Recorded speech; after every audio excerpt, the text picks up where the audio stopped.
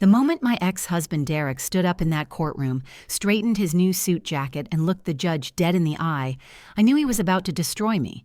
Not with the truth, but with lies so carefully crafted that even I almost believed them for a second. "Your Honor, my children are suffering," Derek said, his voice breaking just enough to sound genuine. "Their mother can't even feed them properly. They go to bed hungry while she works her minimum wage jobs, leaving them with strangers. My kids are living like orphans in that cramped apartment while I send $1,200 every single month in child support." His lawyer, Preston Whitmore, nodded sympathetically, like they'd rehearsed this performance a dozen times. Preston was the kind of attorney who wore $3,000 suits and won custody cases for fathers who'd never changed a diaper in their lives. Derek had hired him specifically because Preston had a reputation for making good mothers look neglectful and absent fathers look like saviors.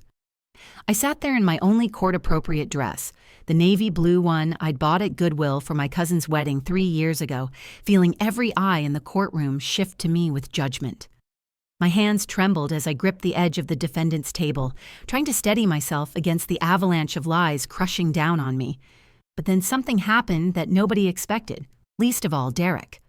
My 8-year-old daughter, Melody, who had been sitting in the gallery with my neighbor, Mrs. Caldwell, suddenly stood up. Her unicorn backpack was clutched against her chest, and her voice rang out clear and strong in that hushed courtroom. "Your Honor, that's not true. None of it is true." Judge Harrison, a stern woman in her 60s who'd probably seen every custody battle tactic in the book, raised an eyebrow. "Young lady, please sit down. Children don't typically address the court during these proceedings." But Melody didn't sit down. She reached into her backpack and pulled out a crumpled receipt, holding it up high enough for everyone to see. "Your Honor, my dad just said we go to bed hungry because Mom can't afford food. But should I show you who really spends all their money on alcohol instead of their children?" The courtroom gasped. Derek's face went from confident to pale in the span of a heartbeat. Preston Whitmore jumped to his feet, his practiced composure cracking. "Objection, Your Honor. This child has clearly been coached by her mother to disrupt these proceedings with theatrical displays." But Melody wasn't done. She pulled out more receipts, a whole stack of them, each one carefully smoothed out and organized with paper clips. "I have proof, Your Honor. Lots of proof. From the liquor store, from bars, from the casino, all from my dad's wallet, all from days he said he couldn't afford to help with my school supplies or my brother's soccer uniform. Let me back up and tell you how we got here, to this moment where my 8-year-old daughter became my fiercest defender in a battle I was losing. My name is Veronica Morrison, and 6 months ago, I would have never imagined I'd be fighting for the right to keep my own children. When Derek and I divorced a year ago, he'd been almost relieved to sign away primary custody.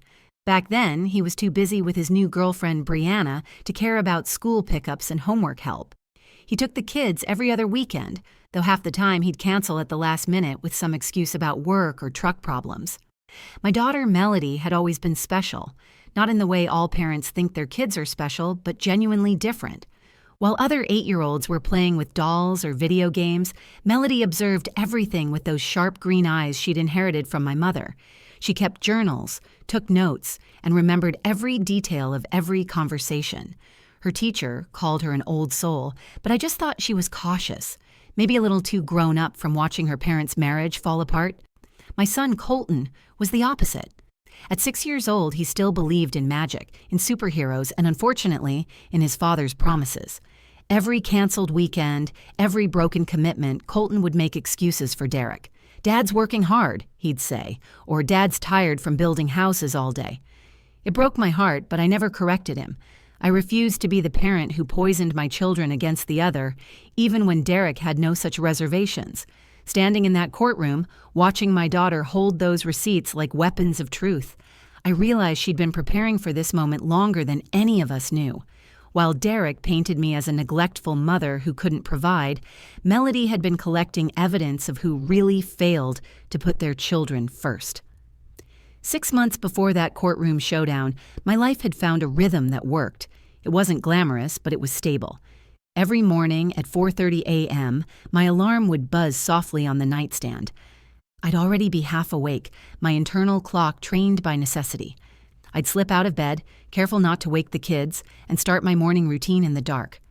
Shower, dress in my cafeteria uniform, pack 3 lunches, and leave a note for Mrs. Caldwell, who'd arrive at 6:30 to get the kids ready for school. The morning shift at Riverside Hospital's cafeteria paid $11 an hour, but with steady hours and decent tips from the doctors, who appreciated a friendly smile with their coffee, I could count on it. My supervisor, Loretta, was a godsend who understood when I needed to leave for a school emergency or swap shifts for a parent-teacher conference. "Veronica, you're the hardest worker I've got," she'd told me just last week. "I wish I could pay you more, honey. Lord knows you deserve it." After my hospital shift ended at noon, I'd drive 12 minutes across town to my second job at Foster's Grocery. 4 hours of scanning items, helping customers find the right aisle, and sneaking expired but perfectly good produce into my bag that would otherwise hit the dumpster. My manager, Mr. Foster, turned a blind eye to this practice, probably because he knew exactly how tight things were for his part-time employees. By 6 p.m. sharp, I was home. This was sacred time. No matter how exhausted my feet were or how much my back ached, from 6 p.m. until bedtime belonged to Melody and Colton. We had our routine down to a science. Melody would help me cook while telling me about her day, her observations about her classmates, her theories about why her science teacher, Mr. Brennan, always wore mismatched socks on Thursdays. Colton would sit at the kitchen table, tongue poking out in concentration as he practiced writing his letters, occasionally bursting into random stories about recess adventures. "Mom, today Tyler said his dad bought a boat," Colton announced one evening, carefully forming the letter G in his workbook. "Can we get a boat?" "Maybe someday, baby," I said, stirring the pasta that would become dinner for the next 2 nights. "Right now, we're saving up for your new soccer cleats, remember?" "Oh yeah," his face brightened immediately. "The blue ones with the lightning bolts." Melody looked up from chopping carrots, her expression thoughtful. "Mom never buys anything for herself," she said to Colton. "Did you notice that? She needed new work shoes for 3 months but bought your cleats first." "Melody, that's what moms do," I said, trying to keep my voice light. "You two come first, always." The truth was, Derek's child support payments, while consistent, barely covered half our monthly expenses. $1,200 sounded like a lot until you factored in rent for our 2-bedroom apartment, utilities, groceries, school supplies, clothes, medical copays, and the 1,000 other things children needed. But I made it work. I clipped coupons religiously, shopped sales, bought clothes at thrift stores, and learned to make $20 worth of groceries stretch for 3 days. Derek lived in a new development on the east side of town with Brianna. His bartender girlfriend, who was only 9 years older than our daughter, would be in a decade. Their social media was full of weekend trips to the lake, new truck photos, and dinner selfies at restaurants I couldn't afford to park outside of. But I didn't care about that life anymore. I cared about the life I was building with my children. Wednesday nights were library nights. While other families might have movie nights, we'd walk the 6 blocks to the public library where Melody would check out mystery novels and Colton would grab every picture book about dinosaurs he could carry. Saturday mornings were for the park, where playing was free and the kids could run until they collapsed in happy exhaustion. Sunday afternoons were for meal prep, all 3 of us in the kitchen, music playing while we prepared the week's lunches and dinners together. "Why doesn't Dad ever cook with us?" Colton asked one Sunday, carefully placing carrot sticks in containers. "Everyone does things differently in their house," I said carefully. "Your dad shows love in his own way." Melody made a small sound somewhere between a scoff and a sigh, but said nothing. She'd stopped talking about her weekends at Derek's months ago, only offering short responses when asked directly. I should have paid more attention to that silence. I should have realized she was processing something bigger than childhood disappointment. Looking back now, the signs were all there.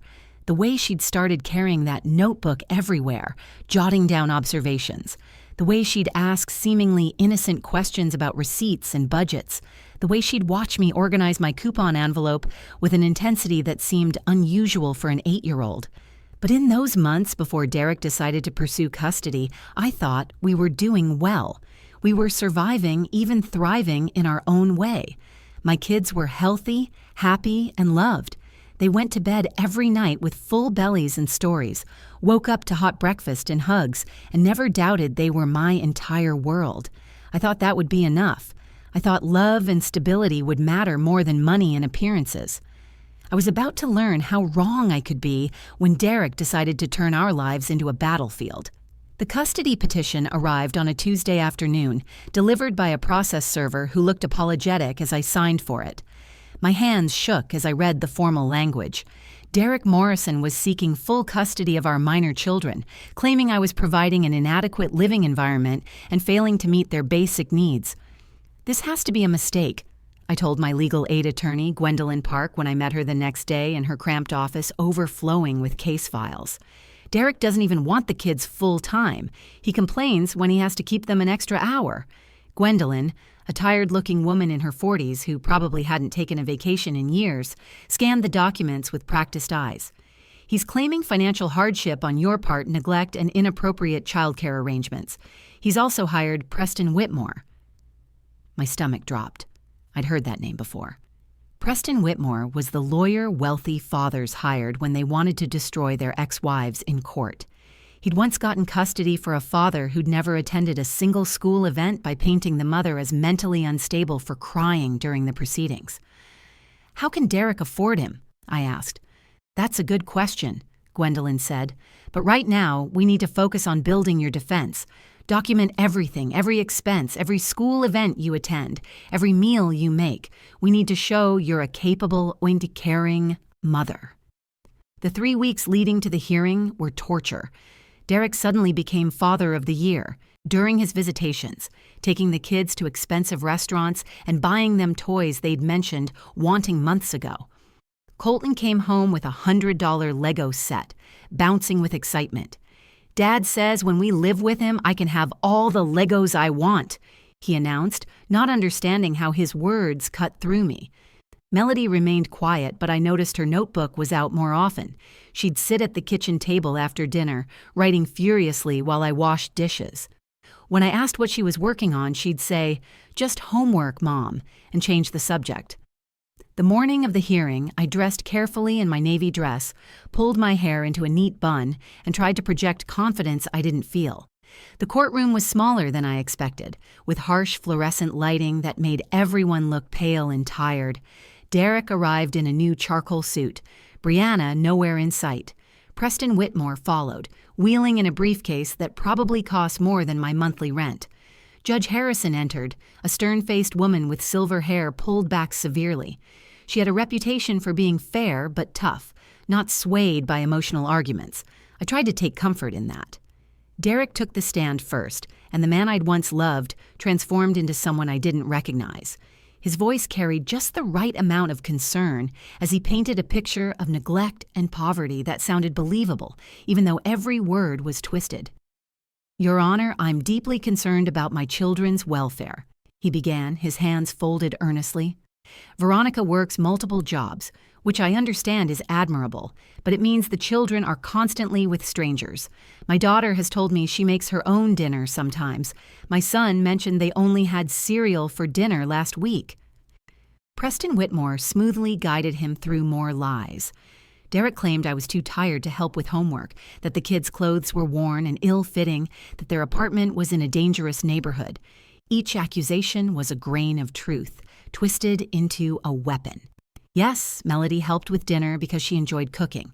Yes, we had breakfast for dinner because it was Colton's favorite Friday tradition. Yes, our apartment was older, but it was in a safe, working-class neighborhood with good schools. "What really breaks my heart, Your Honor," Derek continued, "is that they go to bed hungry. My ex-wife receives $1,200 a month from me, yet my children tell me there's often no food in the house. I don't know where that money goes, but it's not going to my kids." I wanted to scream. I wanted to pull out my budget notebook and show everyone how I stretched every penny. But Gwendolyn placed a warning hand on my arm, reminding me to stay calm. Preston produced his evidence like a showman. Photos of my kids at the park in play clothes, making them look disheveled.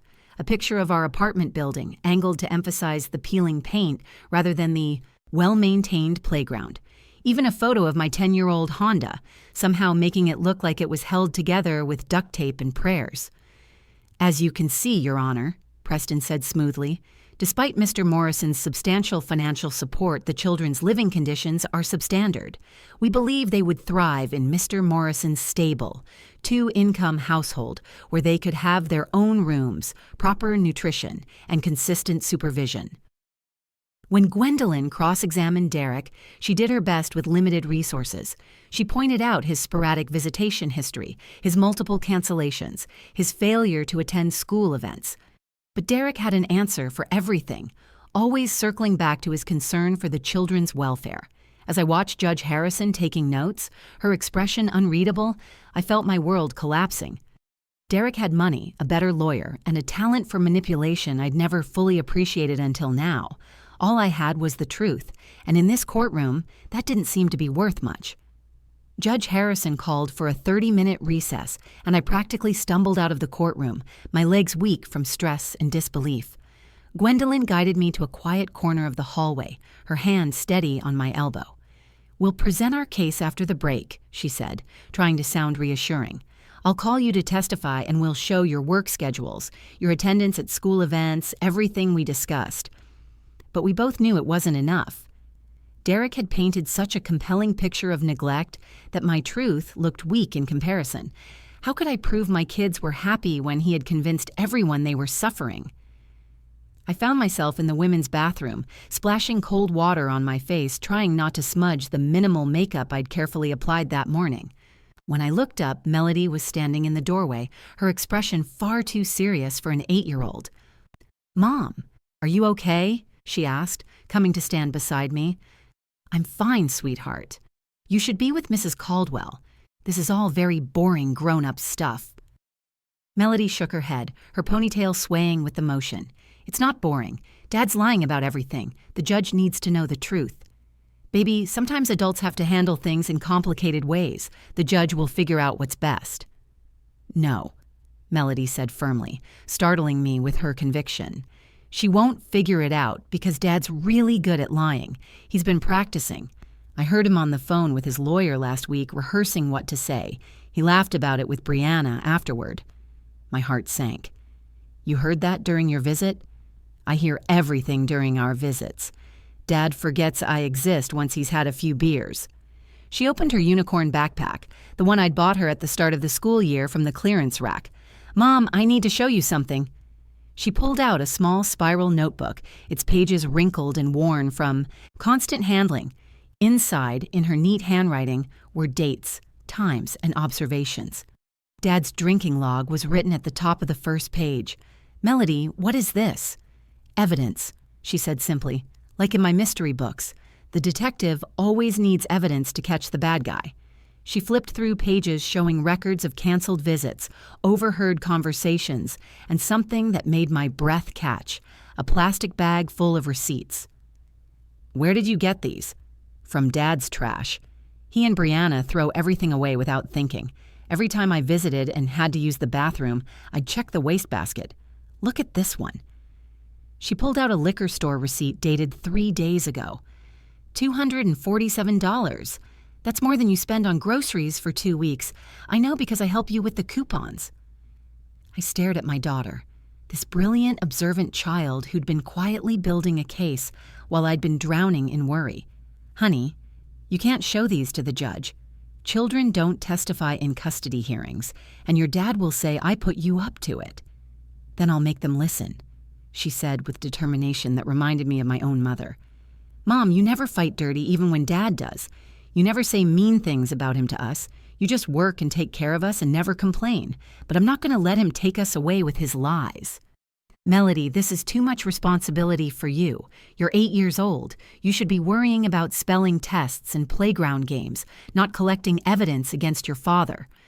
She looked at me with eyes that seemed ancient. "Mom, I stopped being just a kid when Dad left us for Brianna. When I saw you crying in the kitchen when you thought we were asleep. When I watched you put back the bottle of shampoo at the store so you could buy Colton his favorite cereal instead. I'm 8, but I understand what's happening. Dad doesn't want us. He just doesn't want to pay for us." Before I could respond, Mrs. Caldwell appeared in the doorway. "They're calling everyone back in." Melody grabbed my hand. "Mom, please, let me try. What's the worst that could happen? We already might lose." I looked down at my daughter. at the determination burning in her eyes, at the notebook clutched in her small hands like armor. Every instinct told me to protect her from this, to shield her from the adult ugliness of custody battles. But she was right. We were already losing. "If the judge allows it," I heard myself saying, "you can speak, but only if she allows it, and you stop if anyone tells you to stop. Promise me." "I promise," Melody said, squeezing my hand. "Trust me, Mom. I've been preparing for this for months." As we walked back into the courtroom, I noticed Melody had straightened her shoulders, lifted her chin. She looked like a little warrior heading into battle, armed with truth and receipts instead of swords and shields. Gwendolyn saw us approaching and raised an eyebrow at Melody's determined expression. "Your daughter wants to address the court," I whispered to my attorney. Gwendolyn's eyes widened. "That's highly unusual. Judge Harrison might not allow it." "We have to try," I said, watching Melody carefully arrange her receipts in order. "She has evidence Derek's been hiding." Gwendolyn studied Melody for a long moment, then nodded slowly. "I'll make the request, but if the judge says no, that's final." As we took our seats, I caught Derek's eye across the courtroom. He smirked, confident in his victory. He had no idea what was coming. Neither did I, really. But for the first time all day, I felt a spark of hope. When court resumed, Gwendolyn stood immediately. "Your Honor, we have an unusual request. My client's daughter, Melody Morrison, has relevant information she'd like to present to the court. We understand this is irregular, but we believe her testimony could provide crucial insight into the family's actual circumstances." Preston Whitmore shot to his feet like he'd been electrocuted. "Objection, Your Honor. This is highly inappropriate. Children have no place testifying in custody proceedings, especially when they've clearly been coached by the custodial parent." Judge Harrison looked at Melody, who was already standing, her small frame rigid with determination. "Young lady, how old are you?" 8 years and 4 months, Your Honor," Melody replied clearly. "And you understand this is a courtroom where we only tell the truth?" "Yes, Your Honor. That's why I need to speak.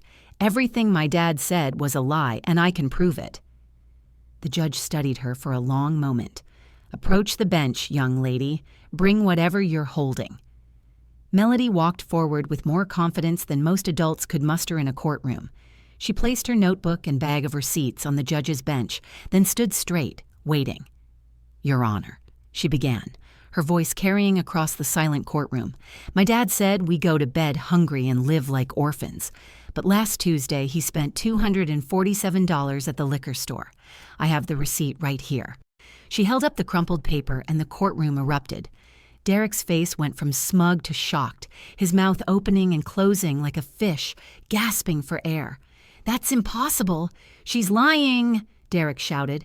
"Mr. Morrison, you will remain silent," Judge Harrison commanded, her voice sharp enough to cut glass. "Continue, young lady." Melody pulled out another receipt. "This is from O'Malley's Sports Bar, dated last Thursday. $186. That was the night of my school play. Dad said he couldn't come because he was working late, but he was buying rounds for his friends instead." "Your Honor, this is ridiculous," Preston interjected, his polished composure cracking. "We can't verify these receipts are authentic." Melody turned to face him directly. "They have his credit card number on them. The last 4 digits are 8924. That's his card. I memorized it because he uses it for everything except child support, which he makes sure to pay with checks so there's a paper trail of him being a good dad." Judge Harrison examined the receipts carefully. "Mr. Morrison, are these the last 4 digits of your credit card?" Derek's silence was deafening. His lawyer whispered urgently in his ear, but the damage was spreading like wildfire. Melody continued, her voice gaining strength. "This receipt is from Gold Rush Casino, $500 withdrawn from the ATM. That was the Saturday he said he couldn't afford to pay for my brother's soccer uniform. Mom worked an extra shift to cover it, even though her feet were so swollen she could barely walk." "How do you know about your mother's feet?" the judge asked gently. "Because I rubbed them for her that night while she cried in the bathroom where she thought I couldn't hear her. She didn't cry because her feet hurt. She cried because she felt like she was failing us, but she's not. She's never failed us, not once." Melody pulled out more receipts, laying them out like evidence at a crime scene. January 15th, $200 at the liquor store. January 20th, $150 at the sports bar. January 28th, $300 at the casino. February 2nd, another $200 on alcohol. Every single week, my dad spends more on drinking and gambling than Mom spends on groceries for the month. These receipts were stolen from my home, Derek finally exploded. She went through my private property. You threw them in the trash, Dad, Melody said, turning to face him for the first time. Every time Colton and I visited, you and Brianna would be drinking, and you'd throw everything in the bathroom wastebasket. You never thought I was paying attention, but I was. I was documenting everything, just like Mom documents every penny she spends on us. She turned back to the judge. Your Honor, I have a notebook where I wrote down everything.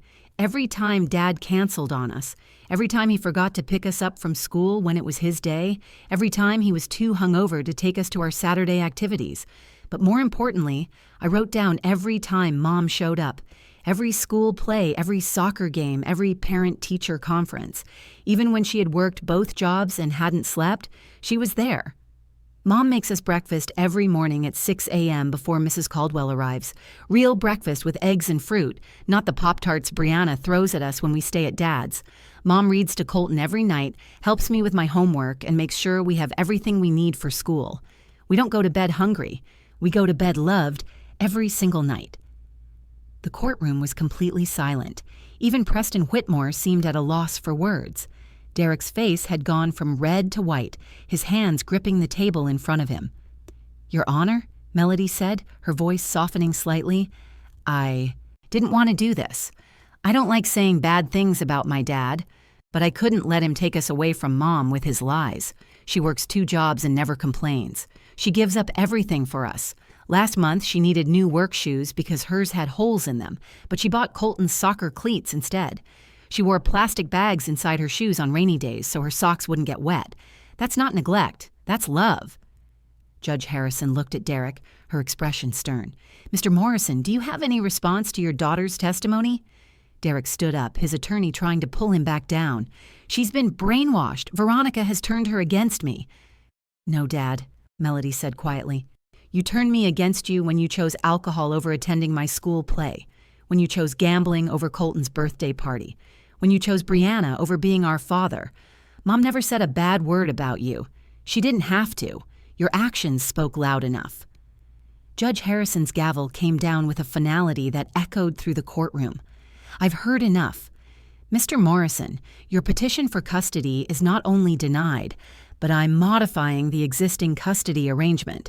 You will have supervised visitation only, pending completion of alcohol counseling and parenting classes. Furthermore, I'm ordering a forensic accounting of your finances. If you've been hiding income while claiming inability to pay additional support, you'll face serious consequences. She turned to me, her stern expression softening slightly. Ms. Morrison, the court recognizes the extraordinary efforts you've made to provide for your children despite significant financial challenges.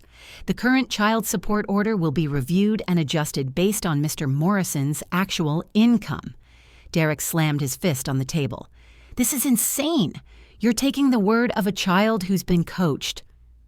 Mr. Morrison, Judge Harrison's voice was ice, your daughter provided documented evidence, not opinions. These receipts, combined with her detailed testimony, paint a clear picture of your priorities. The fact that an 8-year-old felt compelled to collect evidence to protect her family should shame you. Court is adjourned. As people began filing out, Derek couldn't even look at Melody.